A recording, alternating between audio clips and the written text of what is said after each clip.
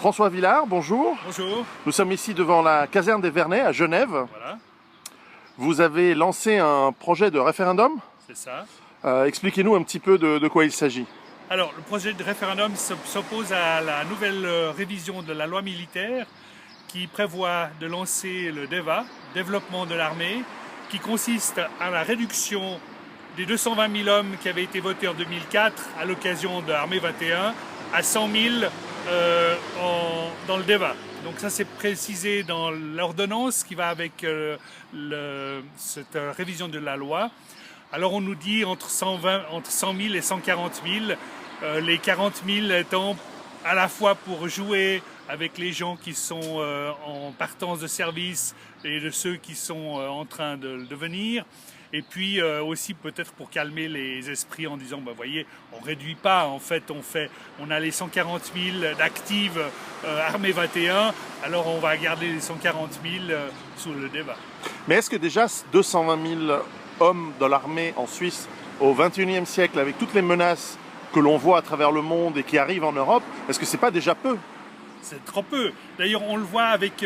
on a fait une excellente opération qui consistait à surveiller les ambassades étrangères en Suisse. Ça s'appelait Ambacentro.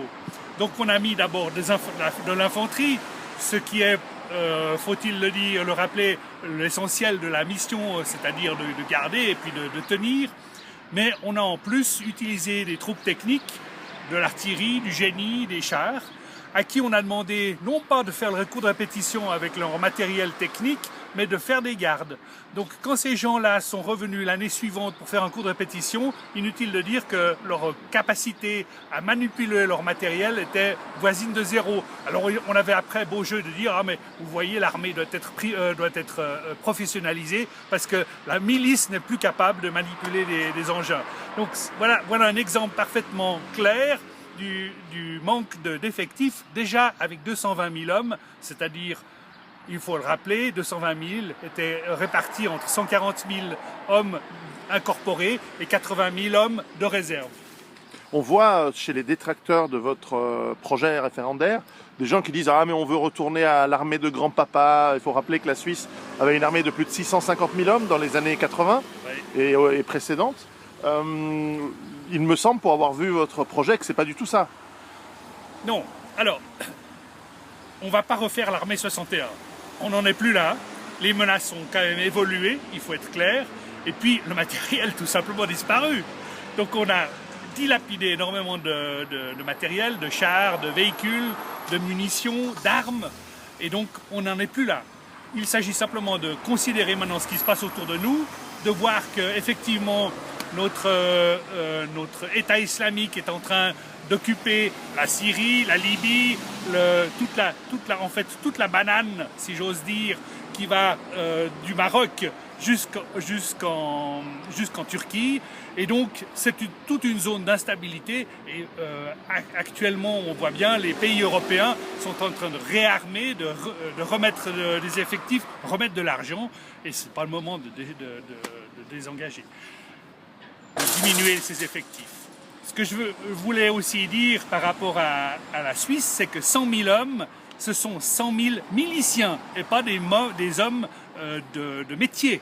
Donc c'est illusoire de penser que ces 100 000 hommes seront mis sur une ligne pour défendre ou pour assurer la sécurité de la Suisse. Ça sera seulement un tout petit quart, parce que l'économie doit continuer à fonctionner. Puis ma foi, il est prévu que le coup de répétition dure 3 semaines, rien de plus. D'autant que la Suisse est un pays beaucoup plus peuplé qu'il y a une dizaine d'années. Nous sommes aujourd'hui 8 millions. Est-ce que même l'armée actuelle de 220 000 hommes serait capable de gérer des troubles économiques lourds, des troubles civils lourds? Moi, j'ai pas l'impression personnellement. Non, alors ce qu'il faut dire, c'est que jusqu'à 2004, on avait comme optique ou comme stratégie militaire de faire de la dissuasion. Donc ça veut dire, si vous venez chez nous, vous allez sérieusement vous faire écorner les oreilles. Voilà. Aujourd'hui, on n'en est plus là. Aujourd'hui, on joue la coopération. Alors la coopération, ça veut dire quoi? Ça veut dire que, au secours, nous avons un problème, venez chez nous. Et ma réponse est de dire, la dissuasion, c'était la juste mesure, c'était la juste stratégie. La coopération, ça veut dire aux petits copains qui vous font les poches à longueur de journée. Quand je fais les poches, je parle du fisc, je parle de l'or, je parle des marchés économiques. À ces gens-là, on va leur dire non, venez nous aider sur le plan sécuritaire. C'est pas sérieux. Vous me parliez tout à l'heure de la situation en Syrie comme exemple de ce qui peut arriver dans un conflit évidemment urbain, puisque la majorité de la population vit dans des zones urbaines. Est-ce que vous pourriez nous en dire un petit peu plus du problème qu'a vécu la Syrie et qui, toute chose raisonnable étant gardée, pourrait alors évidemment illustrer la problématique d'avoir trop peu de troupes dans un pays? Alors c'est vrai que j'ai beaucoup travaillé sur l'affaire de Damas. D'abord j'ai travaillé là-bas, donc je connais un peu le pays, j'ai de bonnes relations. Beau pays. Beau pays, et qui voisine d'ailleurs le Liban, qui est merveilleux aussi. Donc je me suis intéressé aux combats qui se sont déroulés dans le quartier nord de Damas. C'est le quartier de Al-Kaboun et puis de Jobar. Et depuis 2012, les combats se déroulent là-bas, avec de l'insuccès, il faut dire. Le quartier a complètement été ravagé par les combats. L'ennemi, par rapport aux troupes de Bachar el-Assad, s'est enterré. Les troupes de Bachar el-Assad font des attaques, mais reviennent. Donc ils n'occupent pas le terrain comme il le faudrait. Et pourquoi? Tout simplement parce que la masse, les effectifs sont insuffisants. Et donc ils ne peuvent pas occuper de façon permanente. Donc ils se retirent, ce qui permet aux défenseurs du quartier de réoccuper les positions. Pourquoi c'est arrivé? Eh bien parce que l'armée de Bachar el-Assad a été pratiquement coupée de moitié, n'est-ce pas? Et donc c'est à peu près 200 000 hommes, 220 000 hommes qui sont restés à disposition pour couvrir tout le pays. Ça veut dire la région d'Alep, la région d'Deir ez-Zor, la région de Latakia, d'Homs, et puis au sud de Damas, Daraya, qui a été, Palmyre, mais Palmyre a été repris par les troupes de Bachar el-Assad, des Russes et avec le renfort des Iraniens. Ouais.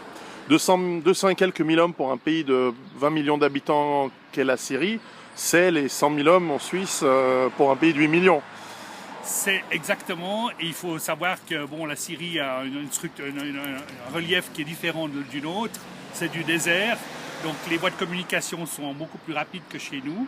Et on peut dire que la Syrie, c'est à peu près 6 à 7 fois la surface de la Suisse. Oui. Alors, on ne peut évidemment pas comparer la situation géostratégique de la Syrie et de la Suisse, mais il y a aussi un autre élément, c'est que nous réduisons en Suisse de plus en plus, justement, la participation du citoyen dans la défense du bien commun que représente notre pays. Réduire encore plus, c'est finalement faire en sorte qu'il y ait encore moins de jeunes qui participent à la défense de notre pays. Alors, je vois cela comme étant une atteinte à la démocratie directe. Dans la démocratie directe, le citoyen a le droit, si j'ose dire, de faire une initiative, de faire un référendum. C'est ce que nous faisons pour nous opposer au débat. Mais il a aussi des devoirs. Et parmi ces devoirs, il y a la prestation à la communauté qui s'exprime notamment par le service militaire. Il faut rappeler que le service militaire est incomparable par rapport au service civil dont on nous fait la promotion souvent. Le service civil, moi, le seul risque, c'est de me laisser tomber un stylo sur le pied. Le service militaire, on risque parfois même sa vie. Donc il y a quand même une chose, des comparaisons qui ne tiennent pas. Donc effectivement, diminuer les effectifs, réduire le temps de service des citoyens, c'est ni plus ni moins que d'entamer cette démocratie directe.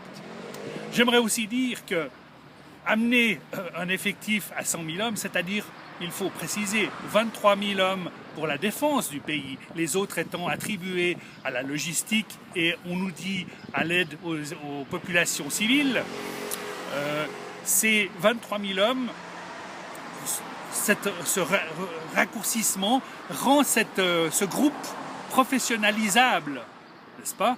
Et en cela aussi engageable dans les troupes de l'OTAN. D'ailleurs, inutile de préciser que nous faisons déjà partie du PPP, Partenariat pour la paix.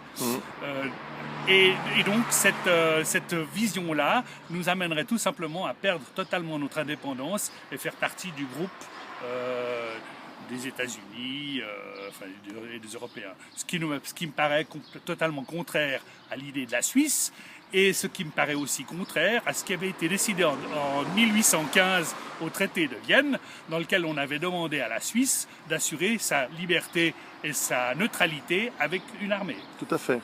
Neutralité qui nous a sauvés pendant les deux guerres mondiales, qui a sauvé notre intégrité, la vie de nos compatriotes évidemment, mais aussi notre prospérité économique.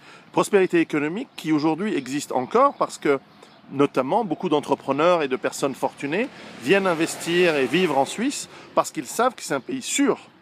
Sans cette sécurité évidemment réduite par une armée peut-être plus faible, plus petite, il est fort à parier qu'un grand nombre de ces personnes fortunées, peut-être moi parmi elles, qui sait, vont partir parce qu'ils vont se mettre leur famille en sécurité ailleurs, peut-être en Asie, peut-être dans d'autres pays. C'est en tout cas un élément. Comment les gens qui veulent soutenir ce référendum peuvent le faire? Alors, j'aimerais juste rajouter, si vous permettez, ce point, n'est-ce pas, du rôle de la Suisse dans le monde et de sa stabilité, n'est-ce pas, cette stabilité politique qui s'est perpétuée pendant tout le XXe siècle. Il est vrai qu'à deux reprises, nos compatriotes ont eu chaud. Mon père ayant fait la MOB en 1940, il me l'a souvent rappelé. Il m'a aussi rappelé que la Suisse est un pays pauvre. C'est vrai. Et ça, beaucoup de gens l'ignorent. C'est vrai qu'on on a repris une place au sein du monde économique après-guerre, mais il faut quand même rappeler cette chose-là. La Suisse est un pays pauvre. Dans le fond, sa seule ressource, c'est l'eau. Voilà. Et donc, par rapport à cette place-là, je pense que notre armée joue un rôle important et l'ignorer nous amènerait tout droit à un bouleversement de cet équilibre. Que se passera-t-il après? Je ne sais pas, mais c'est vraiment la question qui nous hante. Alors, comment est-ce qu'on peut vous soutenir? Comment on peut soutenir cette initiative, ce référendum? Pour soutenir le référendum, c'est tout simple. Il s'agit de signer les formules adéquates. J'en ai ici dans ma map. Et ces formules, donc il nous en faut 50 000. Et ces 50 000 signatures nous permettront de déposer le référendum. Normalement, ce référendum, la votation aura lieu au mois de février de l'année prochaine. Et il est clair qu'à la suite de ce dépôt de référendum, il s'agira pour nous d'argumenter et d'apporter une assise à cette votation. J'ai signé la mienne avec quelques amis. On peut la télécharger? Bien sûr. Il s'agit de se connecter sur armée-réduite-de-moitié.ch et vous avez la possibilité de télécharger cette feuille. Je mettrai le lien en bas de la description de la vidéo. Je vous transmets déjà quelques signatures. Merci. C'est toujours ça de prix. Est-ce que vous auriez un message supplémentaire pour les personnes, surtout en Suisse évidemment, qui nous regardent?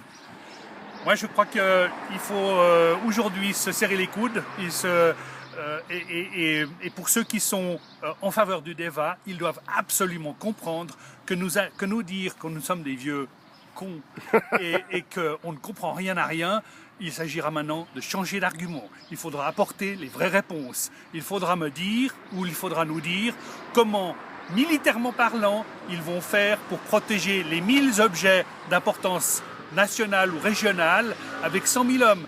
Nous sommes ici à côté de cette tour de la télévision, qui est justement un objectif à protéger en cas de crise. En cas de crise, je ne parle pas de la guerre, en cas de crise.